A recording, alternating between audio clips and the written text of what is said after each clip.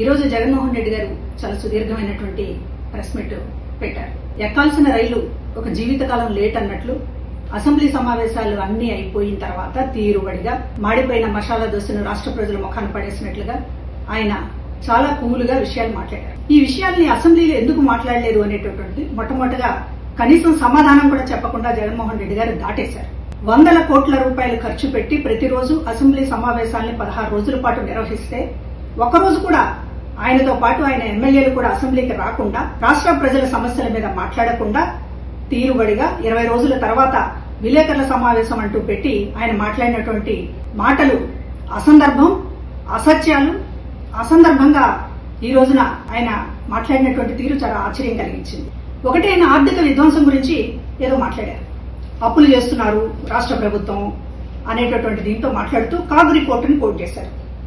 అయ్యో జగన్మోహన్ రెడ్డి గారు, కాగ్ రిపోర్టుని మీరు కోట్ చేయాలి అనుకుంటే గతంలో మీ హయాంలో కాగ్ రిపోర్టు ఏం చెప్పింది అనేటటువంటిది కోట్ చేసి ఉంటే బాగుండేది కదా. కాగ్ రిపోర్టు మా ప్రభుత్వానికి చాలా కితాబిచ్చింది అని మీరు ఏదైనా చూపించదలుచుకుంటే ఆ స్లైడ్ ఎందుకు వేయలేకపోయారు? కాగ్ రిపోర్ట్ ని ఆధారం చేసుకుని మాట్లాడాలి అని అంటే మన ప్రభుత్వానికి కాగ్ రిపోర్ట్ ఏమన్నా కితాబులు ఇచ్చి ఉంటే అది రిఫర్ చేయాలి. కానీ మీకు మీ హయాంలోనూ మీ అప్పులకు సంబంధించి మీ ఆర్థిక విధ్వంసాన్ని గురించి కాదు చెప్పింది కదా, దాన్ని ఎందుకు సైలెంట్ మోడ్ లో పెట్టారు? ఇంకొకటి, ఈ ఆర్థిక విషయాలు మాట్లాడుతూ కేంద్రానికి మేము లేఖ రాస్తాం, కేంద్ర ఆర్థిక శాఖకి చేసిన అప్పుల మీద అని మాట్లాడుతున్నారు. అంటే రాష్ట్రానికి అప్పు పుట్టకుండా చేయడానికి మీరు దేశవ్యాప్తంగా అంతర్జాతీయంగా లేఖలు రాస్తున్నారు. రాష్ట్రానికి అప్పు పుట్టకూడదు అనేది మీ కంకణం కట్టుకుని మీ ప్రయత్నం మీరు చేస్తున్నారు. లేఖలు రాయాలి అనుకుంటే చాలా సమస్యలు ఉన్నాయి. రైతులు గిట్టుబాటు ధరలు మీరే చెప్పారు, గిట్టుబాటు ధర లేదని. గిట్టుబాటు ధర మీద ఏ రోజు కేంద్రానికి ఒక్క లేఖ రాయకుండా ఇవాళ అప్పు పుట్టకుండా చేయడానికి మాత్రం లేఖలు రాస్తానడం రాష్ట్రం మీద మీరు అన్న కట్టిగట్టారా జగన్మోహన్ రెడ్డి గారు? ఇంకొకటి, మహిళల వేధింపుల పైన చంద్రబాబు గారి చర్యలు తీసుకోవడం లేదు అని మాట్లాడారు. అసలు ఈ మాట మాట్లాడే అర్హత జగన్మోహన్ రెడ్డి గారికి ఉందా? ఒక ఎంపీ న్యూడ్ కాల్స్ తో దేశమంతా రాష్ట్రం పరువు తీసినప్పుడు ఆ ఎంపీ మీద మీరేం చర్యలు తీసుకున్నారు జగన్మోహన్ రెడ్డి గారు?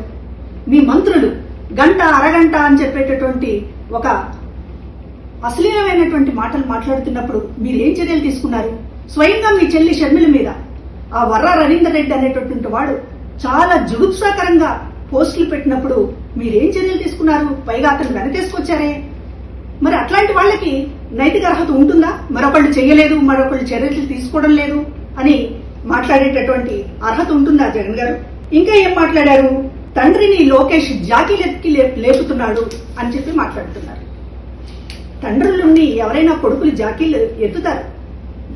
గొప్పతనం ఉన్నప్పుడు మరింతగా ఎత్తుతారు. మీలాగా రాజశేఖర రెడ్డి గారి పథకాలకు పేరు తీసేయడం, రాజశేఖర రెడ్డి గారిని డౌన్ చేసి మీలాగా పైకి వెళ్లాలనుకోవడం అందరు కొడుకులు చేయలేరు కదా.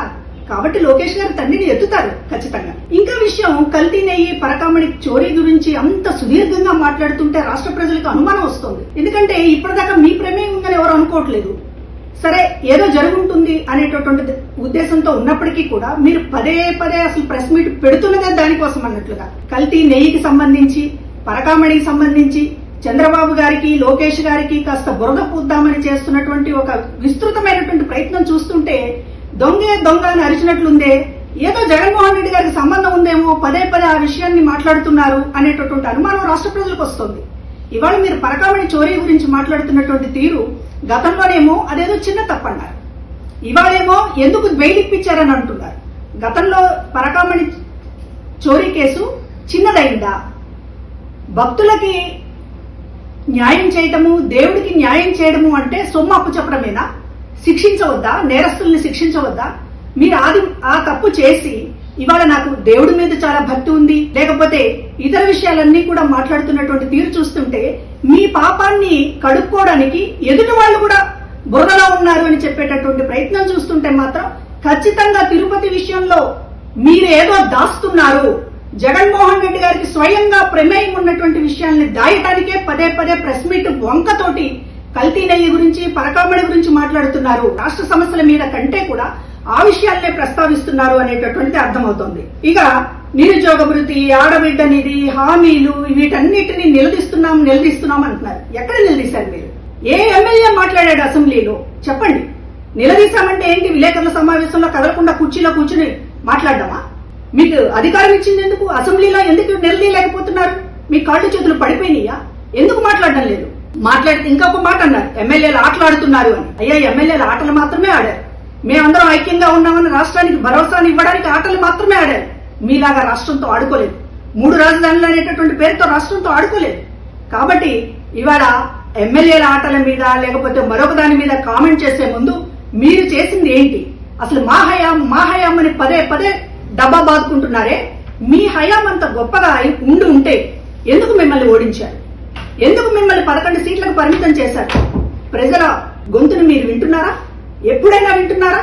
చుట్టూ మంది మార్బల్లాన్ని వేసుకుని సీఎం జగన్ అని అరిపించుకోవడం తప్ప ఒక ప్రజల దగ్గరికి వెళ్లి, ఒక ప్రజల గుంపు దగ్గరికి వెళ్లి ఎందుకు మీరు నాకు ఓట్లు వేయలేదని మీరు ఒక్కరోజైనా అడిగారా? 2 ఏళ్లలో కనీసం మీ నాయకులను అడిగారా?